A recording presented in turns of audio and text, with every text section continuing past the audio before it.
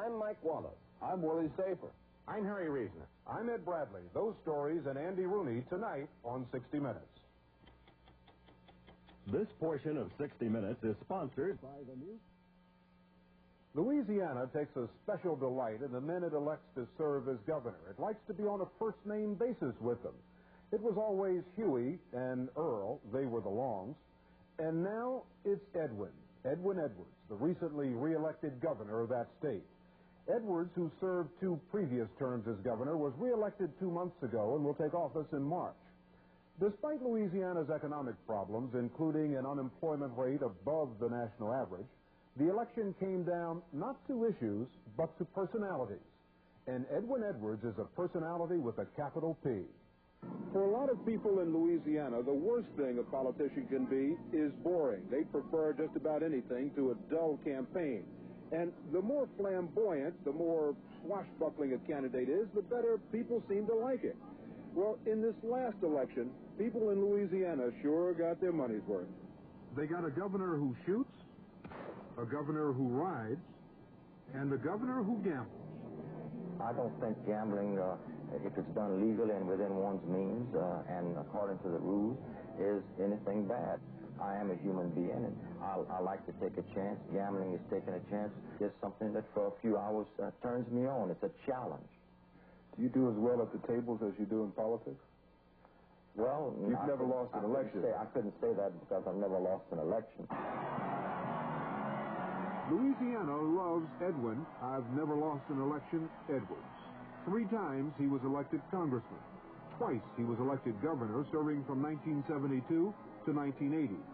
Prevented by law from seeking a 3rd consecutive term, Edwards spent the last few years campaigning for re-election, and it paid off last October when he made history, becoming the first Louisiana governor elected 3 times. He beat incumbent Governor David Treen, winning more than 62% of the vote. How does he do it? I have a real regard and a deep concern for everybody. I can empathize with a millionaire who's going bankrupt because the economy is bad, and I can empathize with a person who can't find a job. I just relate to people and really have a capacity, I believe, to see other people in the position that they're in and to want to help them. You are going to have a governor again who understands you and cares about you, knows what your last name is and where you're from. Rate him on a scale of 1 to 10 as a politician. I'd say 11.5. On a scale of 1 to 10 as a governor. -1. Bill Lynch is a Baton Rouge newspaper reporter who's spent a lifetime writing about Louisiana politics. Why is Edwards so low, in your opinion, as a governor?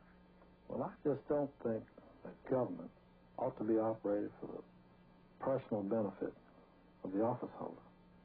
And there's never been any question in my mind that he has run the government for his own personal benefit and for the benefit of his friends. I come to heal the wounds that we have suffered through in the last 3.5 years. He's never been convicted. He's never even been indicted. Yet the scent of scandal hangs over him. Most recently, a federal grand jury accused Edwards of unethical but not illegal conduct regarding an investment plan for state employees. The grand jury said the plan was manipulated to funnel money to friends of Edwin Edwards, but it returned no indictments. I have never been embarrassed by the fact that whenever I could, I have favored my qualified friends. One man who had qualified as a friend of Edwin Edwards was Clyde Vadrine, but no more. During Edwards' first campaign, Vadrine was constantly by his side. When Edwards became governor, Vadrine became his administrative aide. But a few months later, a business deal they were involved in went sour, and Vadrine resigned. To Clyde Vadrine, Louisiana politics is about one thing. Power. Power. Power. That's all it is. Latin American country. Dictator of a Latin American country. Now, wait a minute. What do you mean by that? That's Louisiana. It's the same thing. He is just like a dictator in South America. If he wants you to go out of business in Louisiana, you go out of business. I don't care how big you are. Benevolent dictator, kind. Yes, if you're in his good favor, you know, he could make you make $1 million just overnight. If you're not in his favor, he can destroy you, as he did this man here. He destroyed you. He used all of his power in the governor's office to completely discredit me as an alcoholic, as a liar, because he was afraid of just one thing. When I'd get on the stand, he wanted to be sure I didn't convince the jury that he was a thief. To get back at Edwards, Vadrine wrote a book called Just Taking Orders, which portrayed the governor as a philanderer and wheeler-dealer who engaged in influence peddling and the sale of state jobs in return for campaign contributions. Every position was sold 4 or 5 times. Some of these positions brought as much as $75,000 a piece. One position brought $125,000 plus use of an airplane. I think I ended up by something like $250,000 for that position. After I got elected, I returned, in 1971, I returned over $170,000 to people who had put up money, believing that they were going to get certain benefits from me as governor. In some instances at the time, I took the money. I knew I wouldn't do it because they were not the kind of people that I wanted in my administration. Why'd you take the money? Well, simply because I did not want to leave the money in their hands for them to go to give some other candidate to use against my candidacy. So I just kept it for safekeeping. It gets it out of circulation. And I might say in 1971 in Louisiana, it was perfectly legal. So anytime you're paying for a job, you're buying your job. That's what you're doing. You're buying it because it'll generate you a lot more money than you put out. It's a business investment. Jerome Glazer owns a steel company in New Orleans. He bought a seat on the mineral board. For how much? $75,000. Did you sell Jerome Glazer a seat on the mineral board for $75,000? That's Clyde's version of it. My version is $45,000. I think Clyde skimmed $30,000 from the money. Clyde, did you get a cut of the Glazer money? Yes, I got $12,500. Out of the 75? Yeah. Well, now, Governor, wasn't that a bribe? No, it was not a bribe, because at the time that was made, I was not a governor, I was a candidate. And under the rules and regulations at the time, a person was permitted under Louisiana law to make commitments to people who were supporting them in campaigns. We have since changed it.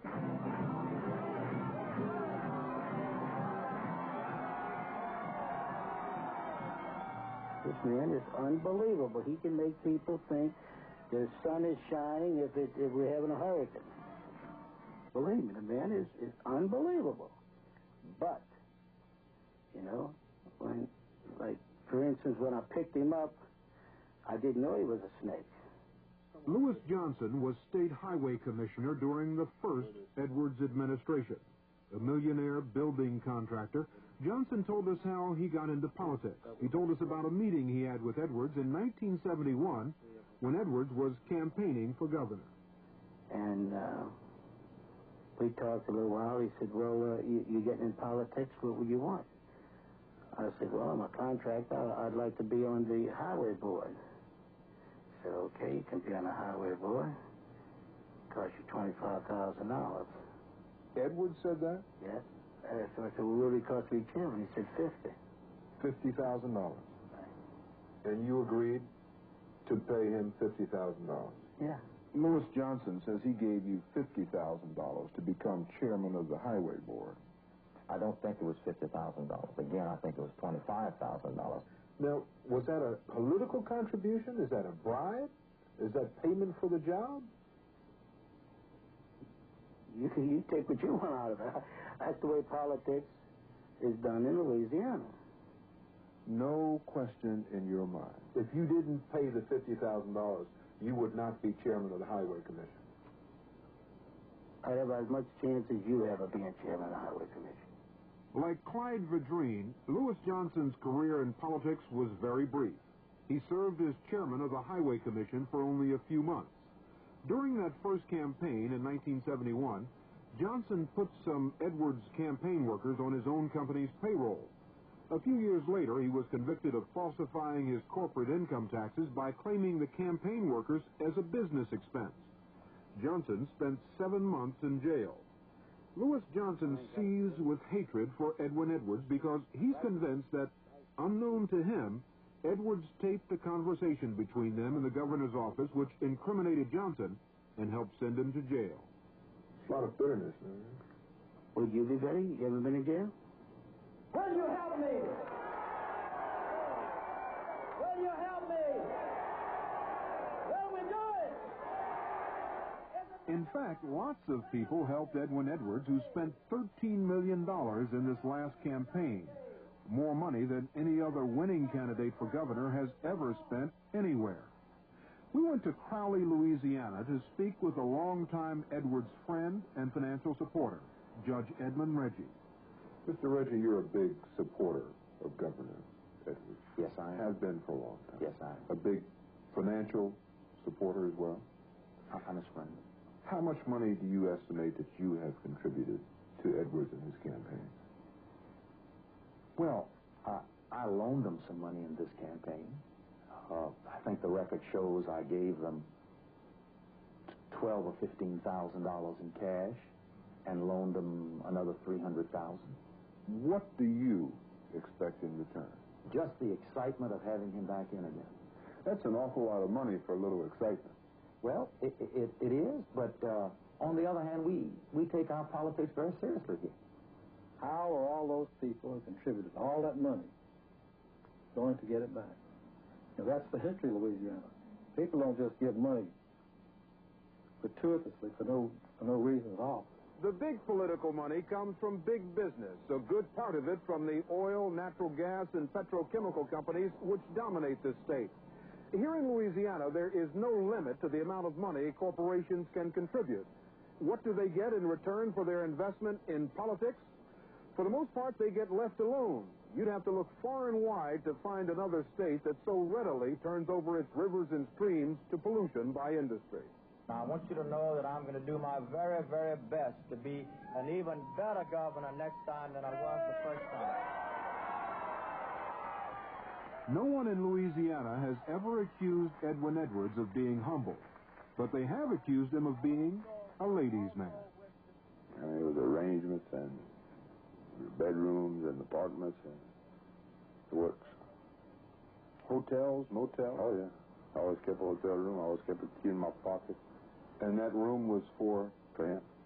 In addition to the reputation that you had here as a man who gambles on occasion, there is also the perception that you are something of a ladies' man.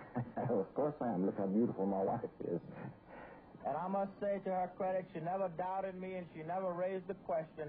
But other people have raised questions regarding Edwards' alleged womanizing. There was even a bumper sticker in this last campaign that said, "Vote Treen, the wife you save may be your own." I have a natural flirtatious nature, and I'm very sensitive to women and recognize that women are special people, and really go out of my way to be attentive and flirtatious with them. Most functions that I go to, I end up kissing most of the ladies that I can get to talk to as a friendly gesture. I've let most politicians kiss babies. It's more fun kissing mothers. Edwin Edwards was a poor boy from the backwoods of Louisiana who became one of the most colorful and powerful figures the state's ever had. In the process, Edwards became a millionaire several times over.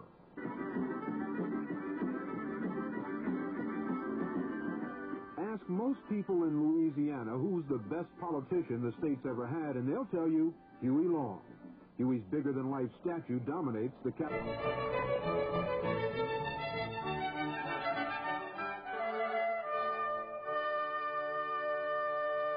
This is Style, and I'm Elsa Trench reporting on the fall '95 collections from Milan. And here there's a new